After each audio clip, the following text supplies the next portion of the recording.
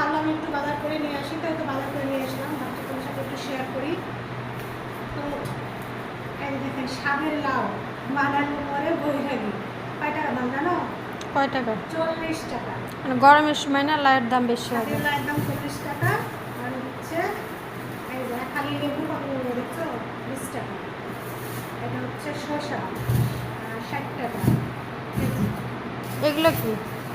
এটা হচ্ছে half KG ঝিঙ্গা, দুইটা হচ্ছে 25 টাকা। আর এটা হচ্ছে ভেন্ডি হাফ কেজি।